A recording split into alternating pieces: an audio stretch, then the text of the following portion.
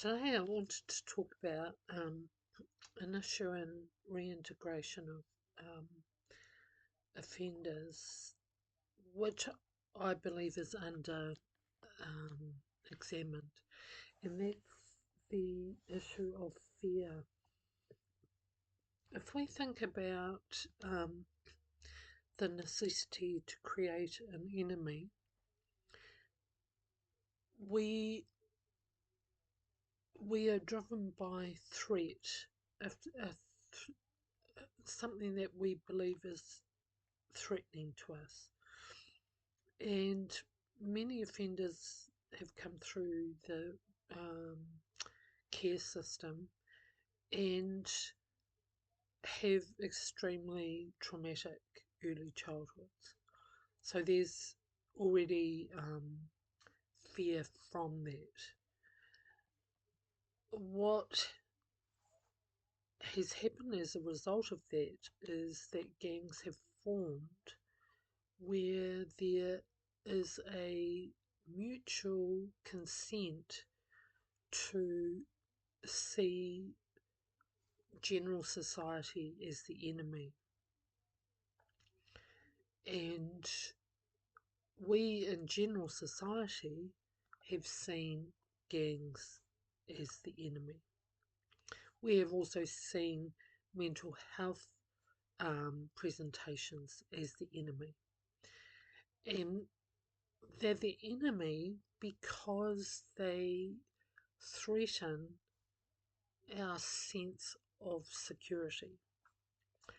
And there's some school of thoughts that believe that we want to create an enemy so that we can create a sense of sort of security by banding together. So coming back to reintegration needs for people who have been in gangs or been institutionalised in prisons and brothels for a long period of time. We have to consider what the identity of being a criminal involves for them. What's its function? And we don't examine the function of avoiding fear. And fear is a human emotion that we're biologically designed to try and avoid. But emotional fear is when we avoid that, when we try to avoid that, we end up behaving in ways that are inherently destructive to ourselves primarily, but also to the people around us. And so a lot of people manage fear with being overly grandiose. And that's certainly true in the prison population. It also is true in relationships, in intimate relationships, that where domestic violence has been an issue or coercive control, is that any time the perpetrator feels slightly insecure, their likelihood of violence and control escalates. And we know this because when there's a sense that their partner is preparing to leave, that's considered to be the most dangerous time for victims. But my sense is this is something that is not treated. It certainly wasn't part of the year-long program that I was involved with in corrections, and partly because emotions themselves are seen as threatening by corrections, and rather than actually teach people how to manage them in an active way, the safer response by the department has been to kind of make it an intellectual exercise.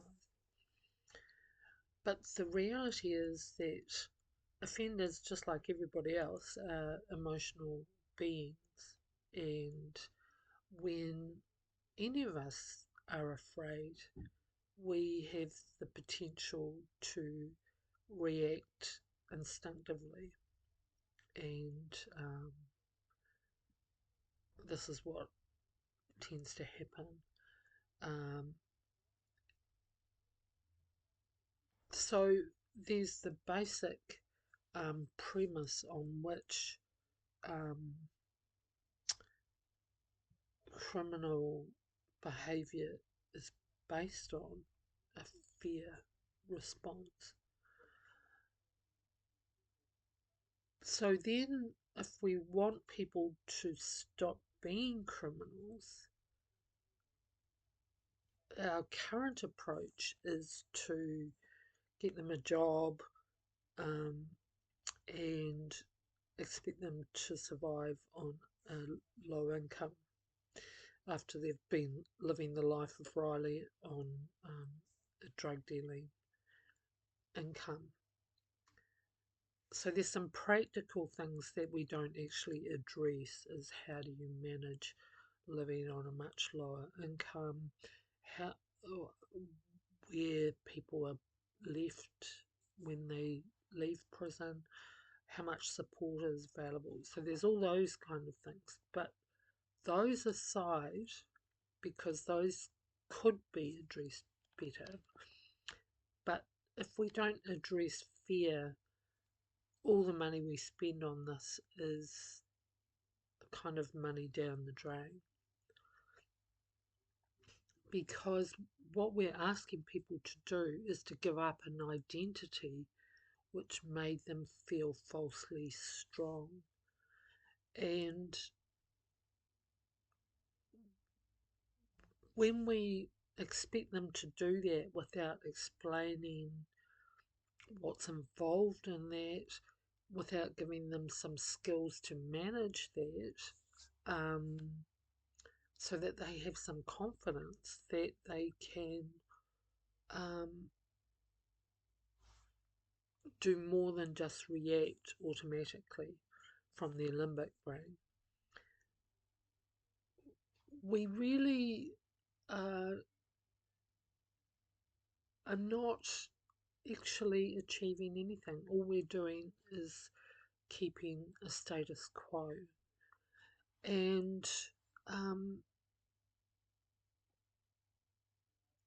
I think we underestimate how frightening it is for people who, for their whole lives, have been identified as someone who is bad and does bad things, and then we want to direct them to do good things, healthy things.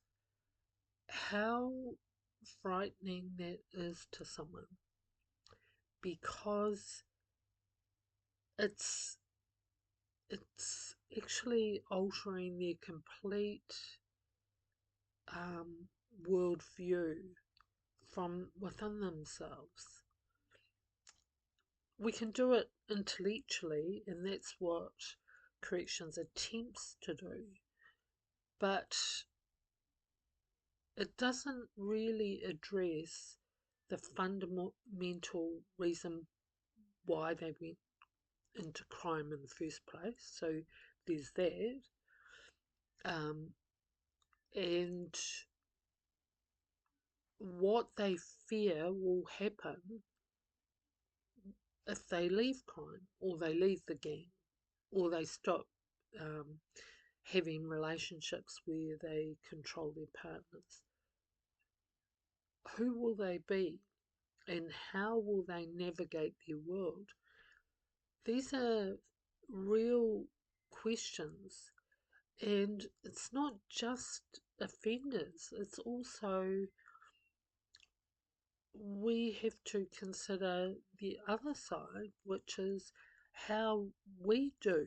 If there's something that we discover in ourselves is not so helpful, maybe we overwork or we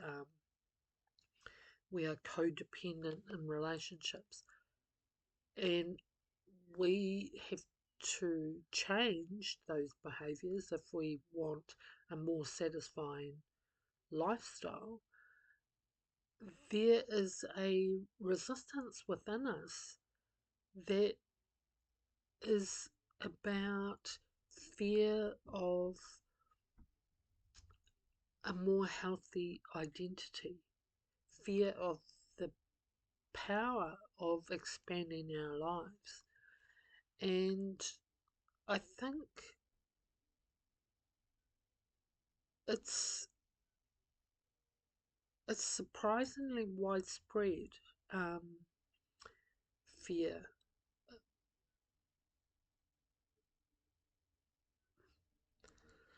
So what I'm really suggesting is that